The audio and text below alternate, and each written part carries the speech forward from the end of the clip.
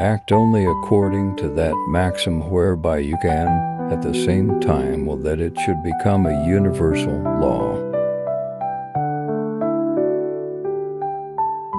Two things fill the mind with ever new and increasing admiration, and the more often and steadily we reflect upon them, the starry heavens above me and the moral law within me.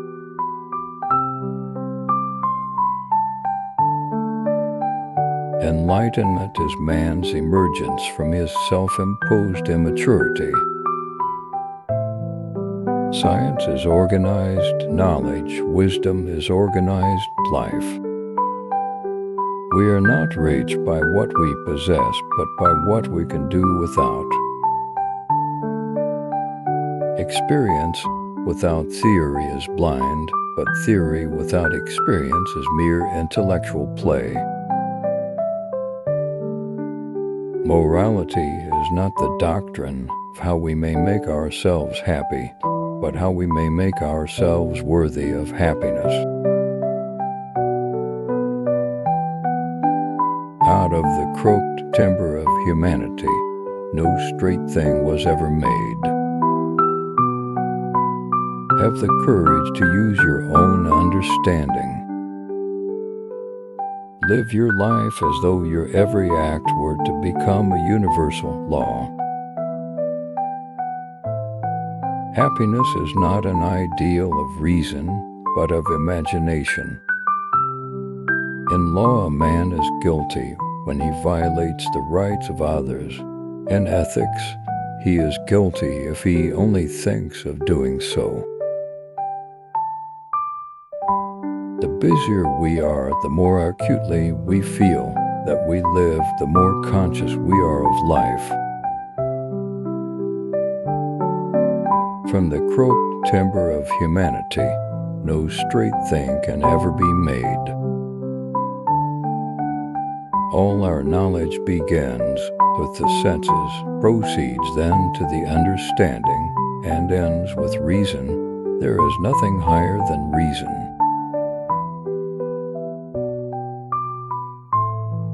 Freedom is the alone unoriginated birthright of man, and belongs to him by force of his humanity. All interest of my reason, speculative as well as practical, combine in the three following questions. What can I know? What ought I to do?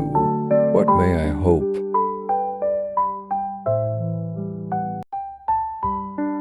He who is cruel to animals becomes hard also in his dealings with men.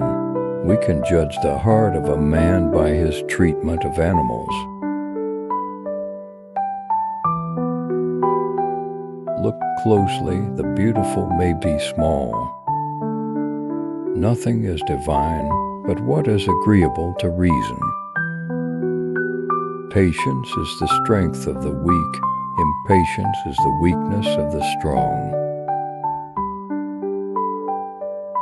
In every department of physical science, there is only so much science, properly so called, as there is mathematics. The wish to talk to God is absurd. We cannot talk to one we cannot comprehend, and we cannot comprehend God.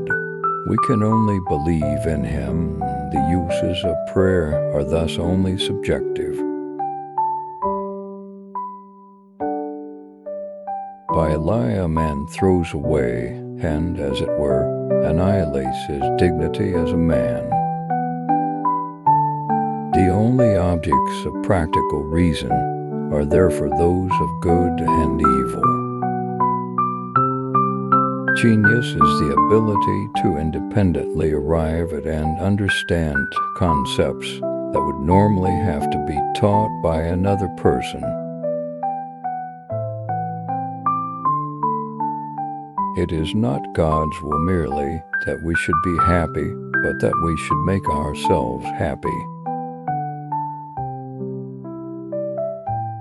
The greatest human quest is to know what one must do in order to become a human being.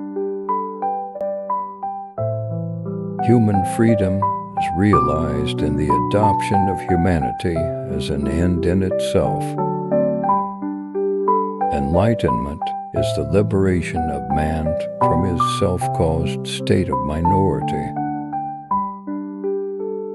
Rules for happiness: something to do, someone to love, something to hope for. It is not necessary that whilst I live happily, but it is necessary that so long as I live, I should live honorably. The more a correct conception of morality gains ground, the more the idea of immortality will also gain strength. Metaphysics is a dark ocean without shores or lighthouse, strewn with many a philosophic wreck. The greatest secret for getting through life well is to die well. The only thing permanent is change. Morality is not properly the doctrine of how we may make ourselves happy, but how we may make ourselves worthy of happiness. Nature has willed that man, only by devoting himself to society, should attain to the full cultivation of all his capacities. Anarchy is the law of no man. Democracy is the law of all men. Intuition and concepts constitute, therefore, the elements of all our knowledge. All natural capacities of a creature are destined to evolve completely to their natural end. The wise man can change his mind, the stubborn one never. The inscrutable wisdom through which we exist is not less worthy of reverence in that it is not fully comprehensible. Ingratitude is the essence of vileness. The art of prophecy is very difficult, especially with respect to the future. Freedom is that faculty that enlarges the usefulness of all other faculties. Skepticism is thus a resting place for human reason, where it can reflect on its dogmatic wanderings, but it is no dwelling place for permanent settlement.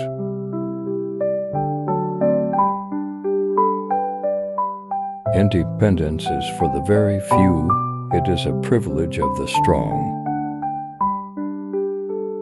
Knowledge is not enough. We must apply. Willing is not enough. He must do. The more knowledge advances, the more it becomes possible to condense it into little. A good will is good not because of what it performs or effects, not by its aptness for the achievement of some proposed end, but simply by virtue of the volition, that is, it is good in itself.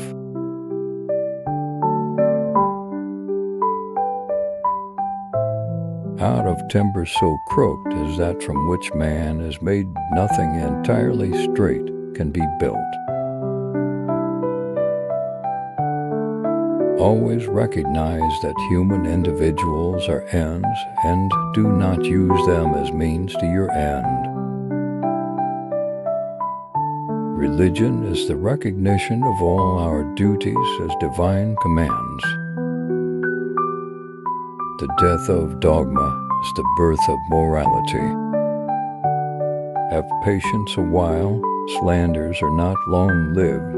Truth is the child of time, ere long she shall appear to vindicate thee. Laziness and cowardice are the reasons why so great a portion of mankind, after nature has long since discharged them from external guidance, nevertheless remains under lifelong tutelage.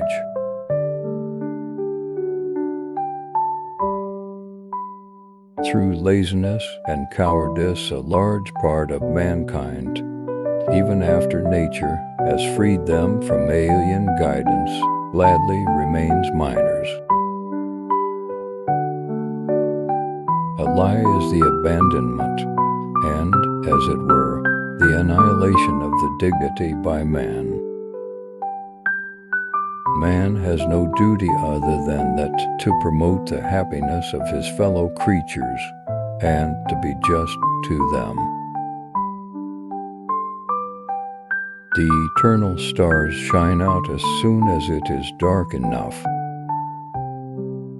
A society that is not willing to demand a life of somebody who has taken somebody else's life is simply immoral. The hand is the visible part of the brain. Haste is the enemy of perfection. Deliberate slowly, execute promptly. Before justice takes, it must be content to give. I had to deny knowledge in order to make room for faith. Act as if the maxims of your action were to become through your will a universal law of nature. It is better to be violent if there is violence in our hearts than to put on the cloak of non-violence to cover impotence.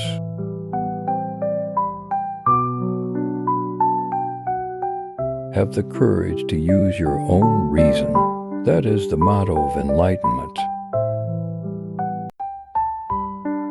Every human being has a legitimate claim to respect from his fellow human beings and to be treated as an end in himself. Do the right thing because it is right.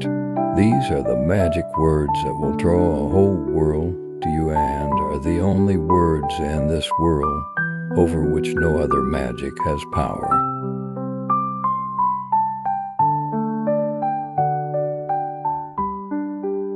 The safest way of not being very miserable is not to expect to be very happy. Without man and his potential for moral progress, the whole of reality would be a mere wilderness, a thing in vain, and have no final aim.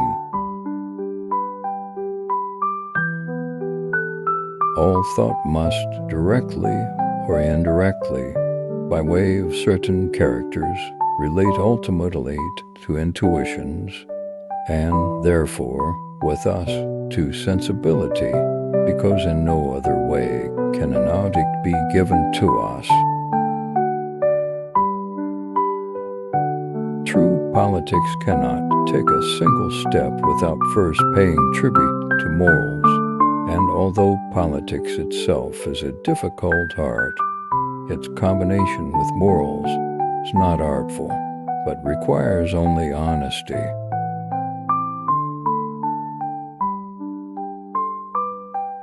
It is not what we observe that is important, but how we interpret what we observe.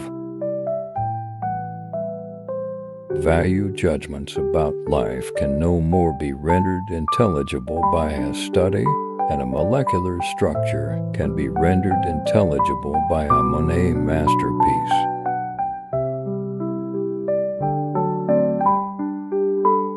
The only real voyage of discovery insists not in seeking new landscapes, but in having new eyes. The reading of all good books is like a conversation with the finest minds of past centuries. The character of human action, like that of the universe, is determined by laws that are partly unrevealed. Goodness is an ideal that cannot be imagined as concluded, a trajectory that cannot have an end. Thoughts without content are empty. Intuitions without concepts are blind. The understanding can intuit nothing, the senses can think nothing. Only through their union can knowledge arise.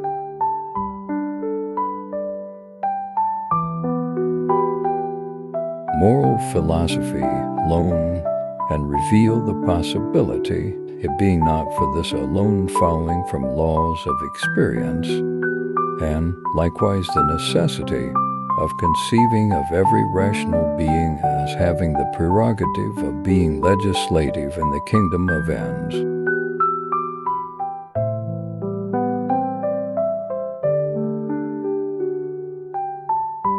From such crooked wood as that which man is made of, nothing straight can be fashioned. The greatest problem for the human species, the solution of which nature compels him to seek, is that of attaining a civil society which can administer justice universally.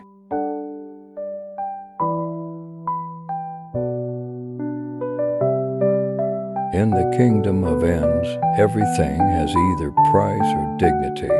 What has a price can be replaced by something else as its equivalent. What, on the other hand, is raised above all price, and therefore admits of no equivalent as a dignity,